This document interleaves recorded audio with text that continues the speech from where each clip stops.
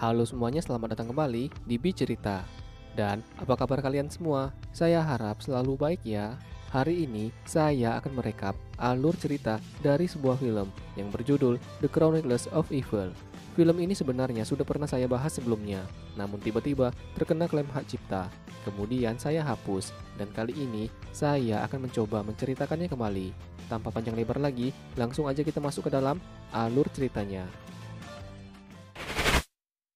Duh.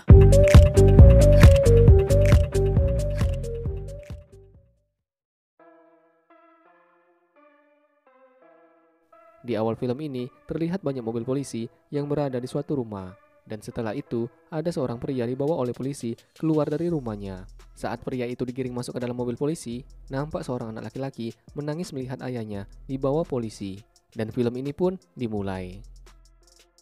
Beberapa tahun setelah peristiwa tadi, salah satu dari polisi yang menangkap pria di awal film naik jabatan sebagai kapten, dan pria itu bernama Choi Chang-sik. Dan yang mengangkat jabatan Choi adalah kapten tim yang menangkap pria di awal film tadi. Jadi, mereka berdua ini dulunya merupakan rekan satu tim di kepolisian. 예, 알겠습니다.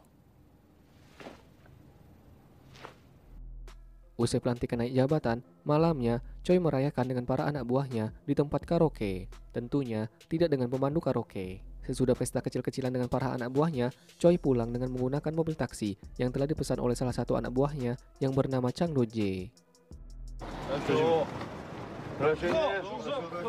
목동 실단지.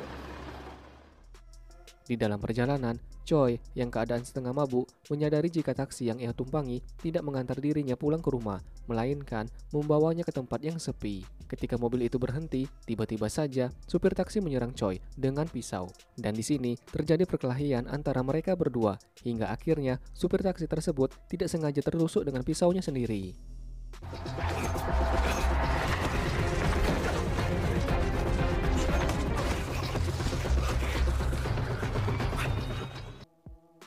Melihat supir itu tidak bernyawa lagi, entah kenapa Choi tidak melaporkannya ke polisi. Padahal ia sendiri merupakan polisi. Malah ia berupaya menghilangkan barang bukti berupa sidik jarinya yang ada di korban juga di mobilnya. Mungkin itu dikarenakan ia takut mendapatkan penurunan jabatan usai dilantik tadi pagi.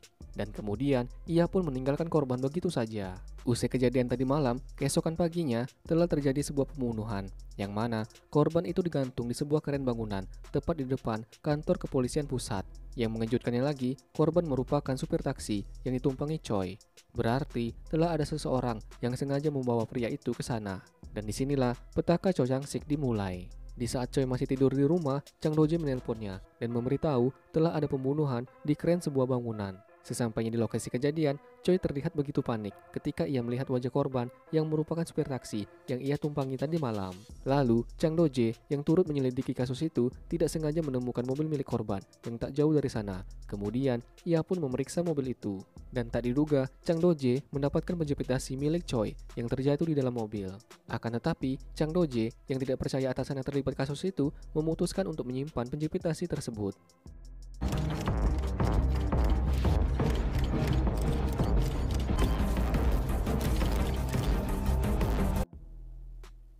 Di hari yang sama, Komisaris Kepolisian Korea Selatan menyatakan peristiwa itu sebagai kejahatan yang berskala nasional, disebabkan tindak kejahatan itu terjadi di depan kantor pusat kepolisian, dan ia pun menyerahkan kasus itu untuk diselidiki oleh tim yang dipimpin oleh Choi.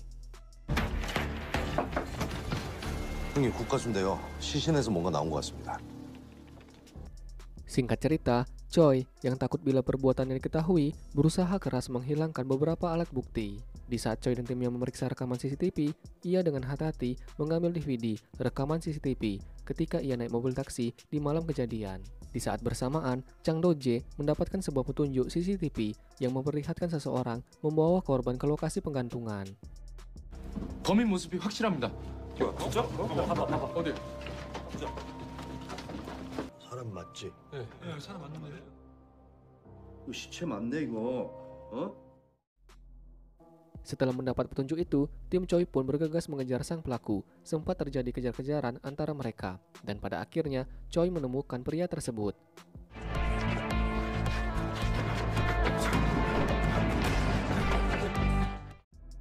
Ketika ia sudah terpojok, si pelaku yang bernama Lee Jong Hun mengatakan kepada Choi bahwa ia diancam dan disuruh seseorang untuk menggantung si korban di sana. Namun, Choi yang ketakutan bila Lee Jong Hun tahu jika dirinya terlibat pembunuhan itu langsung menembaknya hingga tewas. Seolah-olah Lee Jong Hun melawan saat akan ditangkap. Dan tanpa diduga, perbuatan Choi dilihat oleh Chang Do-jae, anak buahnya sendiri.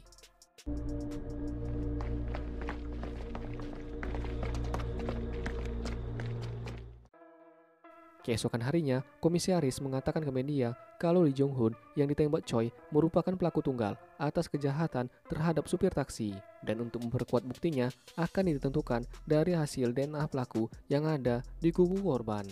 Beberapa hari kemudian, hasil DNA telah keluar, dan di sini komisaris mengetahui pelaku pembunuhan itu merupakan Choi. Tetapi, dikarenakan mereka berdua sahabat, komisaris tidak menyerahkan hasil DNA pelaku ke kepolisian pusat, dan ia pun mengatakan kasus itu akan segera ditutup dan menetapkan benar adanya Lee Jong Hun adalah pelaku pembunuhan.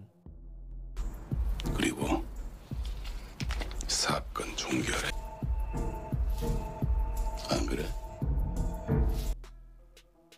Namun, Choi yang ingin menghapus dosa perbuatannya berusaha keras mencari pelaku penggantungan tersebut. Dan pada akhirnya, dengan kemampuan penyelidikan polisi yang ia miliki, Choi mendapatkan petunjuk mengarah ke seorang artis yang bernama Kim Jin. Hal itu dikarenakan Lee Jong Hun pernah terlibat dalam penyalahgunaan obat-obatan dengan Kim Jin, dan mereka berdua dipenjarakan di tempat yang sama. Di malam harinya, Chang Do-jae mengajak Choi untuk bertemu di taman tempat mereka sering mengobrol.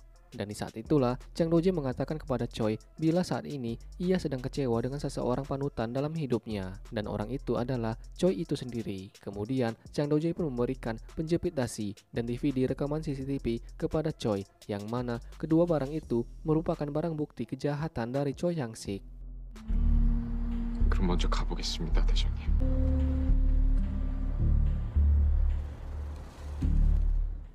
Di hari selanjutnya, Choi melanjutkan pencarian Kim Jin. Setibanya di rumah Kim Jin, ia melihat foto-foto serta kalender yang mencurigakan. Di saat Choi melihat kalender yang sudah ditandai Kim Jin, ia melihat nama-nama rekan timnya yang telah meninggal. Yang mengejutkannya lagi, rekan Choi yang sudah meninggal itu merupakan anggota tim yang dulu pernah menangkap pria di awal film, yang dimana pria itu telah meracuni 12 orang hingga tak bernyawa. Lalu, Choi mulai mengingat bahwa mereka dulu telah merekayasa si pelaku, disebabkan si pria itu tidak memiliki bukti yang kuat atas pembunuhan. Namun, kapten timnya mereka yang kini telah menjadi komisaris polisi memaksa mereka agar dirinya dapat naik jabatan.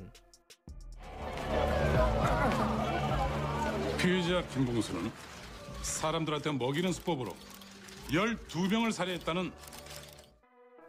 Disinilah Choi mulai menyadari jika pelaku dari semua peristiwa yang menimpa rekannya serta upaya pembunuhan dirinya merupakan orang yang sama, yaitu Kim Jin, anak dari pria yang pernah mereka tangkap beberapa tahun yang lalu.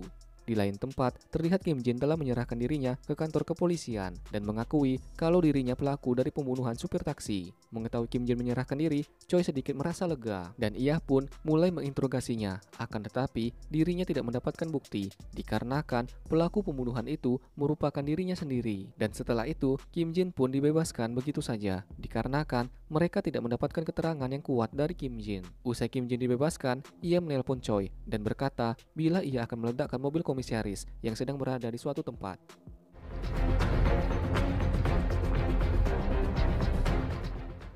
Mendengar perkataan Kim Jin, Choi pun bergegas untuk menyelamatkan komisaris. Setibanya di tempat komisaris, ia pun berusaha mencari mobil milik komisaris. Namun sayangnya, ia terlambat dan mobil komisaris meledak di depan matanya.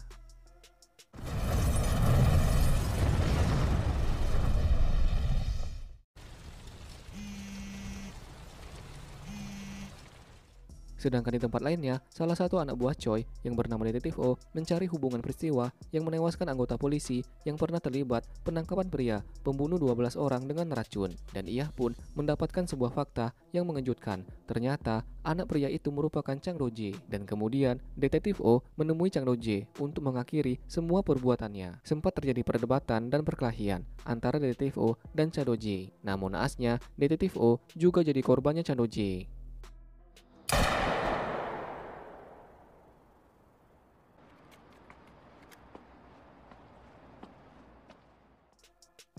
Kita kembali lagi kepada Choi yang masih mengira Kim Jin otak segala kejahatan yang melibatkan dirinya. Yang dimana saat ia bertemu dengan Kim Jin, ia diceritakan fakta yang membuat dirinya begitu terkejut. Disebabkan Kim Jin memberitahunya jika orang di balik semua itu merupakan Cha Do-jae, sahabatnya sejak kecil. Hal itu dikarenakan ia ingin membantu Cha Do-jae untuk membalaskan dendamnya kepada orang-orang yang sudah menangkap ayahnya yang tidak bersalah. Usai mendengarkan penjelasan Kim Jin, Choi ditelepon Cha Do-jae yang memberitahu jika anaknya saat ini bersama dengan Cha Do-jae di taman tempat mereka berdua bertemu kemarin. Mendapat kabar tersebut, Choi pun pergi ke taman itu, dan di sana ia hanya bertemu dengan Cha Do-jae dikarenakan anaknya sedang berada di mobil Cha Do-jae. Setelah itu, Cha Do-jae pun mulai menjelaskan kejadian yang sebenarnya di malam peristiwa pembunuhan itu terjadi, yang dimana ia mengatakan pembunuh itu merupakan dirinya sendiri. Hal itu dilakukan Cha Do-jae karena ia marah melihat ayahnya diperlakukan kasar oleh para korban. Namun, ketika Cha Do-jae kecil mengakui perbuatannya itu, tidak ada satu orang pun yang percaya akan perkataannya, termasuk Choi itu sendiri. Selang tak lama kemudian, para polisi datang untuk menangkap Choi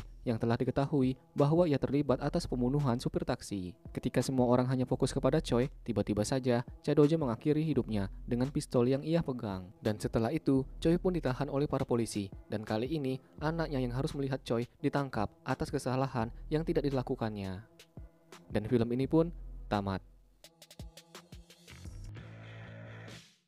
Oke, kalau gitu, terima kasih banyak sudah menyempatkan waktu untuk menonton video ini sampai selesai. Semoga kalian bisa terhibur, dan sampai jumpa di video selanjutnya.